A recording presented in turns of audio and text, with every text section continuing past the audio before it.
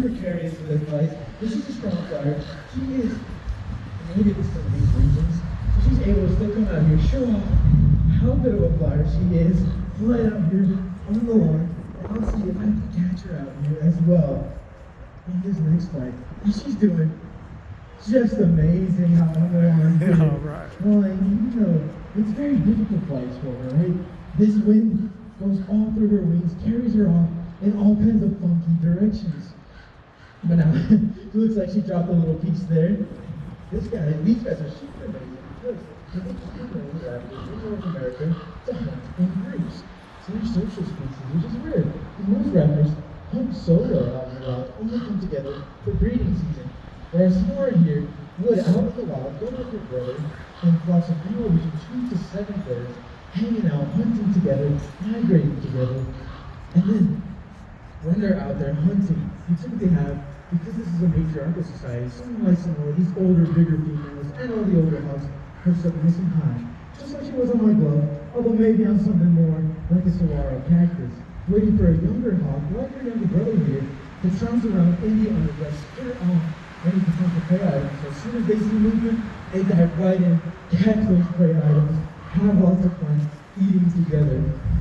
Now, you may have also seen that when she was flying out here, she was trying to get pretty low, right? And that's because she's utilizing physics to her advantage in those flights when it's windy and just in general, flying is very exhausting. So they can conserve any energy when flying during those difficult flights, especially on a day like today. She's going to get close to the ground to reduce the effects of drag on those wings, increase the effects of lift, make those flights much more efficient so that they can save energy for any of those flights up the water when they're hydrating or when they're trying to save energy to dive on any kind of prey item, right? And she did an excellent job out here today, even with all these crazy conditions. So she's made her way on. For our next year, let's see how she goes today. She's going to be joining us over in Africa, right? This lady, that's what is joining us on the lawn, coming out here and hanging out with us. She is a super awesome little bird as well. You guys focus on that video up there. We'll see what she does today. Our first here is a very strong flyer. But these winds get pretty crazy, so we'll see how she does today. We'll work through it with her because that's one of those fun parts of coming out here, right? It's a training session for all these guys. Because all these different conditions every single day change up how they have to do their flight, how they have to hang out with everyone out here, right? So we gotta make sure we can get this fun for her. So we'll see if she wants to join me over on this table. Now, it's a little chilly out here, so you also may see her shivering a bit. She's trying to catch as much of that sun as possible out here. Because she wants to stay nice and cozy, right? As much as possible, at least on the lawn. These guys are also excellent hunters. So out in the wild, they'll chase bugs, zip around trees, and be able to typically catch them mid-flight. Now, Gretchen here is a little chilly. We'll see if we can get her down here just one more time. And try for a little breeze toss here. You know what? It's a bit of a chilly day. I think she's good to go home. Usually, she'd be out here having lots of fun to catch that creek, but it was just a little too windy for her. She's a tropical species in tropical areas in Africa. So it's a lot warmer, a lot more humid. She was like, you know what, it's just too much for me. I don't want to go for that grape, because what if I get carried off? What if I get that strong gust of wind and I just get too chilly? So she said, you know what, I'm going to go on home where it's nice, safe, and toasty. And that's okay. We get to do that here. But we're talking about in Africa. We got next fairy coming out here. Coming out to the lawn, not flying this time, right? We're joining us off the ground here in Turbo. The African Christian Book Farm, hanging around here with Trainer Book, showing off that excellent relationship they have. Because this lady is a porcupine, and these rodents, especially these large ones, so you're wondering, well, how the heck is she following through so well? Well, that's because even though she doesn't have the best eyesight, she has pretty good hearing and a pretty good sense of smell. So she's like, hey, I smell your stinky teeth, bro, and I know where you're going. So she comes out here, and hey, Barbara, she's a zookeeper, right? She has the stinkiest feet on the lawn. Well, maybe I do as well. But if she does come up to you guys, all you have to do is keep those hands nice and high. And if she does come up to you, well, that lets you know something, right? You might have stinkier feet than a zookeeper, so I don't know what you guys are out there doing. But Turbo here has lots of fun coming out here, doing this exercise, showing off her skills out here. She can with that speed as well. She's a lot faster than her native species. That's because she's native to this African savanna. So she has to deal with things like lions, hyenas, packs of wild dogs. They're very dangerous, right? So she has to have a bit of that speed, not necessarily to outrun them, but to at least put those quills in front of them, be able to turn around quickly and defend herself. Now she has many quills there, right?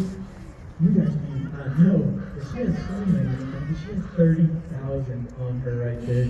Plenty of quills to protect herself, and that's because everything on her body is considered a quill. You may be also like, oh, you guys are crazy. Bringing a porcupine out here. What if she's got her quills? Well, folks, I'm happy to tell you guys here that Turbo cannot shoot out her quills. There's no known porcupines that can shoot their quills. The only one we do know that can is a cartoon porcupine. So we're told this game. Turbo here, see this performance. She's not going to shoot any quills out of any of us. We're totally safe here with her coming out here. You guys can see, she stuck with me. She said, ooh, maybe a little stinkier than Brooks. That's okay. But she's also showing some awesome, comfortable porcupine behavior. So she can feel great.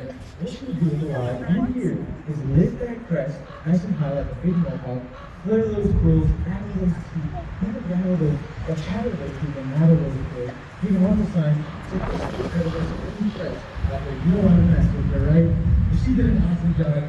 Made her way out home, and I think we're ready here.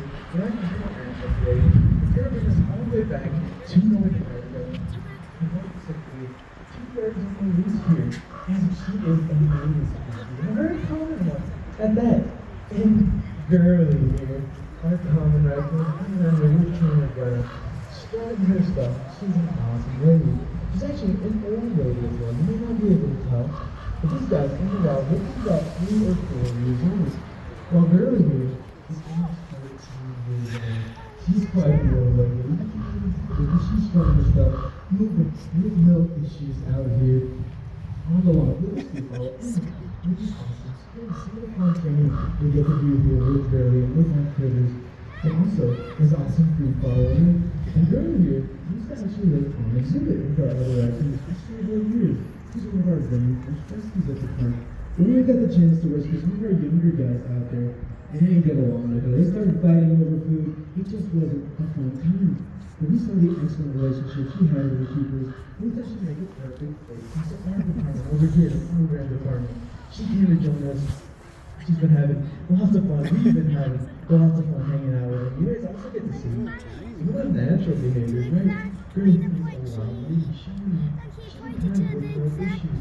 When you guys go out to that exhibit later today, you may want to look up. The raccoons aren't down, playing around on the ground.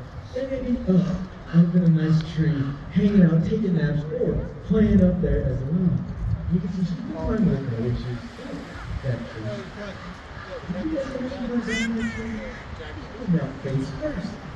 Pretty easy, right? You can do it. But a lot of raccoons do that. They articulate for 180 degrees.